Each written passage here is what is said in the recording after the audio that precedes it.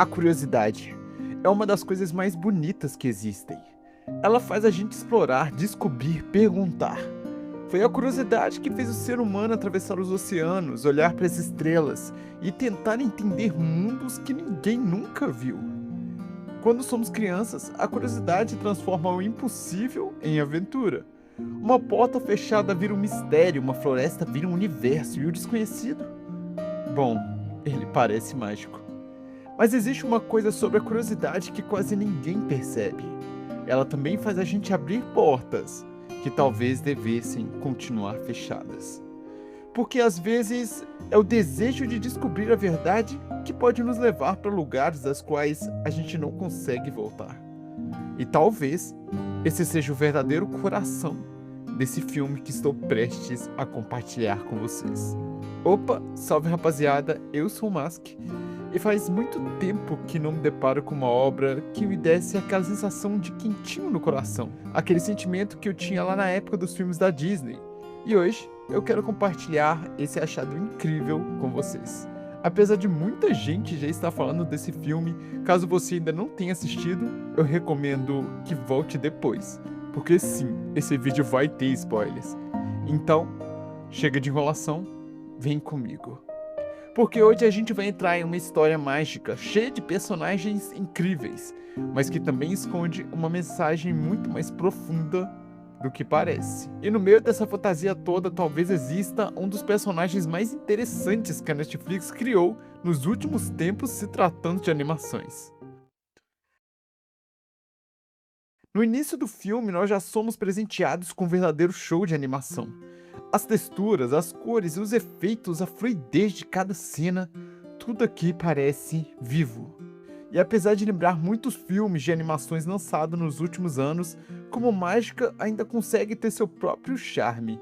É aquele tipo de mundo que passa uma sensação confortável, quase como se estivéssemos ouvindo uma história antes de dormir.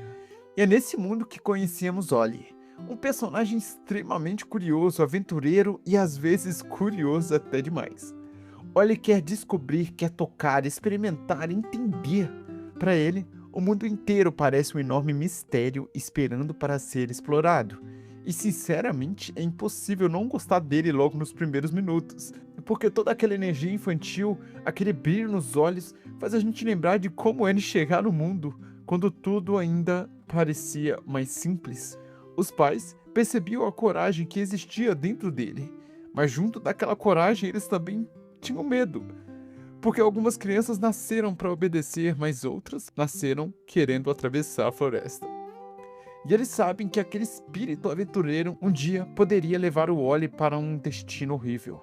Então veio um conto, uma história, uma lenda, talvez na esperança de acalmar o coração do garoto.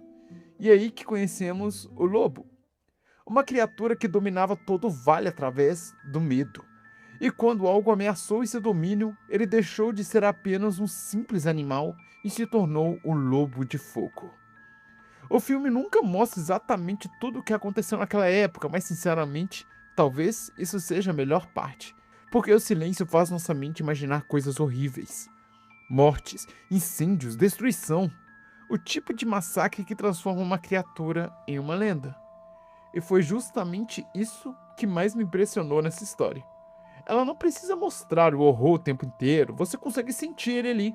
Mas mesmo depois de ouvir aquela história, o Ollie ele não sente medo, porque o espírito aventureiro dele ainda não foi apagado. É aqui que a história começa a ganhar um contraste muito interessante.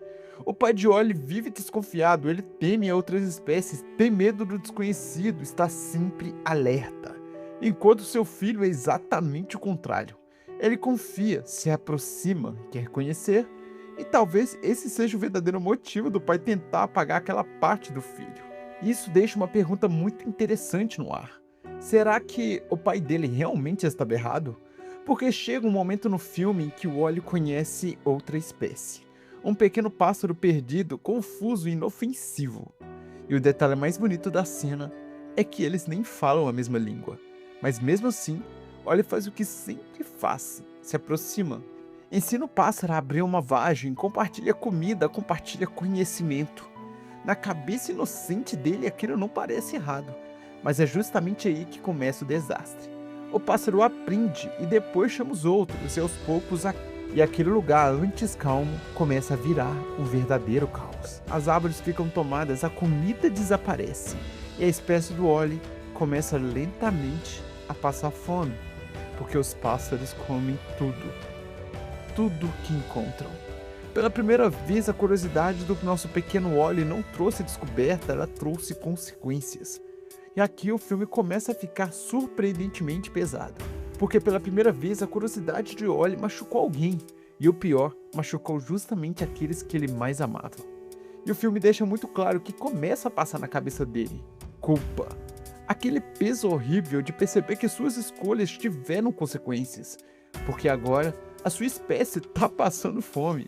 E mesmo que ninguém saiba a verdade, porque eu duvido que o pai dele tenha contado, ele sabe.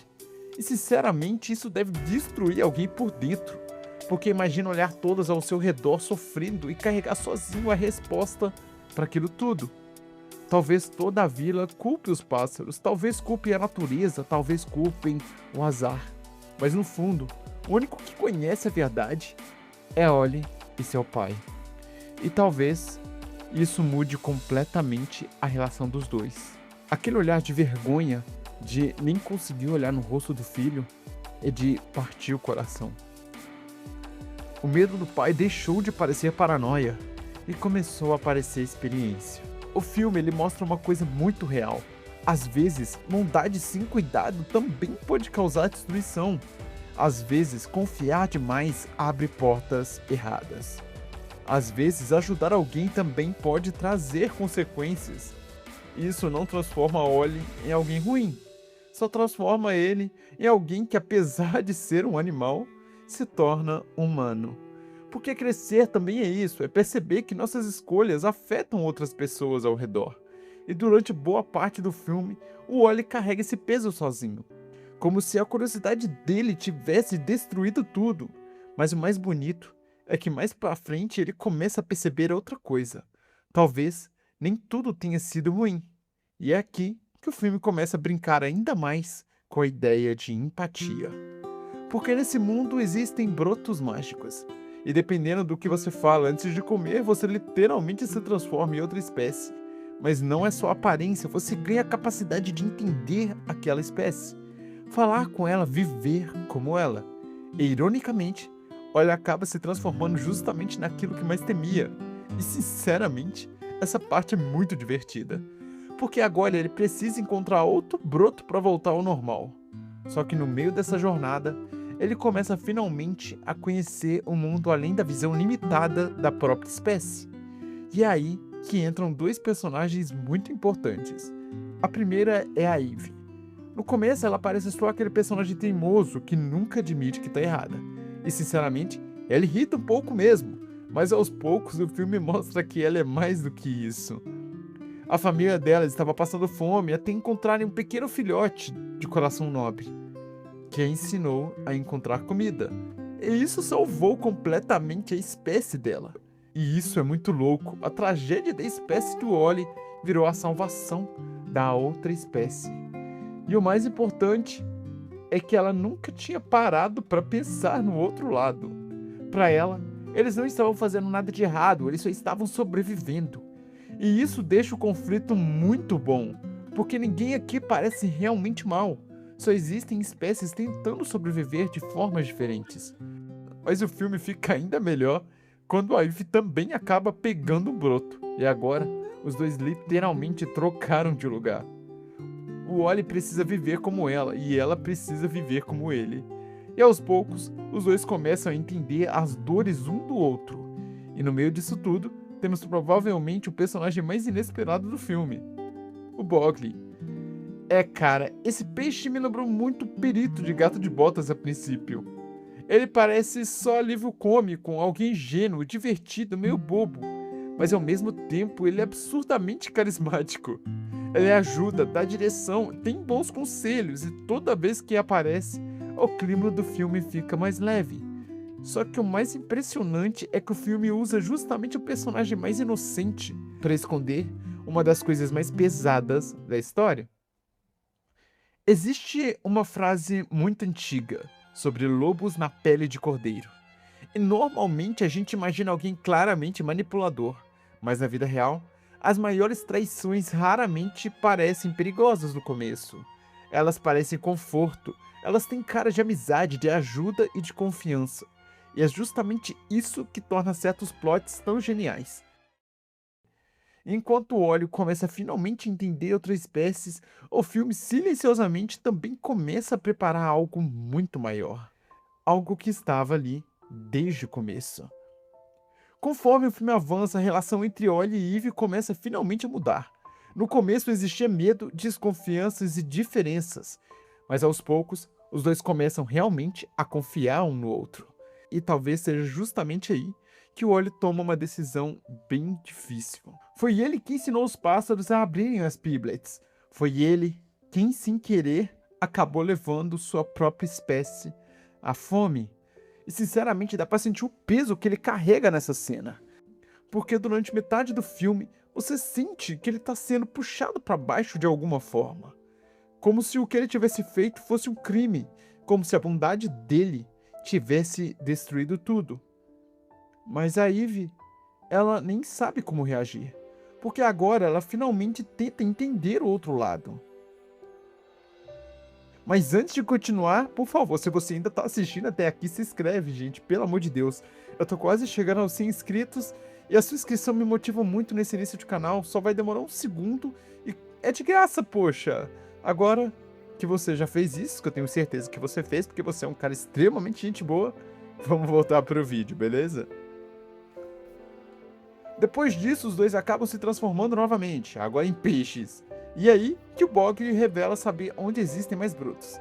E sinceramente, até esse momento ele ainda parece só um personagem divertido na história. O guia engraçado, um amigo brincalhão, bobão, um alívio cômico. Então finalmente quando tudo parece resolvido, Ollie e Eve voltam ao normal. E como forma de agradecimento oferecem um broto para o peixinho. E é aqui que o filme muda completamente de tom. Porque no momento em que o Bogre se transforma, descobrimos que ele realmente é o Lobo de Fogo, o monstro da lenda, a criatura que destruiu o vale. Estava ali o tempo inteiro. E sinceramente esse plot funciona muito, porque ele não tenta enganar a gente através da suspeita, ele faz algo muito mais inteligente, faz a gente gostar do personagem primeiro. Isso deixa a revelação pesada, porque agora não parece que o vilão apareceu, parece que uma tragédia despertou. E ironicamente, quem libertou ele foi o Ollie. De novo, a curiosidade dele, a bondade dele mais uma vez abriu uma porta perigosa. E a partir daí, o filme fica assustador. O Lobo de Fogo causa medo real, as florestas queimando, a fumaça, o desespero. Sinceramente, me lembrou muito os incêndios reais. Quando vi aquelas cenas, eu lembrei imediatamente das imagens da Amazônia queimando alguns anos atrás. Isso torna tudo pior, porque deixa de parecer fantasia e começa a parecer algo possível, algo triste. No meio do caos, a Eve se machuca, e mesmo exausto, Ollie leva ela até a sua vila para ser curada. Porque naquele ponto ele já não enxerga mais espécies diferentes, ele só enxerga alguém importante. E depois de levar a Eve, o corpo dele simplesmente desaba. Ele desmaia, mas quando acorda, ele vê algo incrível. Os pássaros vivendo em paz, felizes, famílias juntas, vida. E naquele instante todo aquele peso começa finalmente a sair dele. Porque pela primeira vez ele entende uma coisa, a tragédia da sua espécie também salvou outra. E talvez ajudar alguém nunca tenha sido realmente um problema. E aqui que Ollie finalmente amadurece, porque ele começa a se perguntar: por que precisamos viver separados? Qual o problema de ajudar aos outros? Será que ser bom realmente significa fazer algo errado? Será que o medo deveria ser mais importante que a empatia? E sinceramente, talvez essa seja a mensagem mais bonita do filme. Porque ele mostra que o medo protege, mas também separa, enquanto a empatia, mesmo trazendo riscos, é o que permite que mundos diferentes sobrevivam juntos. Enquanto Ollie e os outros estão seguros, o vale inteiro começa a virar um inferno.